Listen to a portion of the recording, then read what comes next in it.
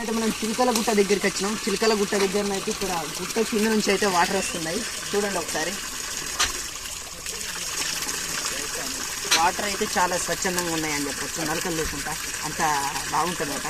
Water తాగితే సర్వ రోగాల నుండి విముక్తి కూడా పొందొచ్చు అని అయితే కొందరు చెప్పారు.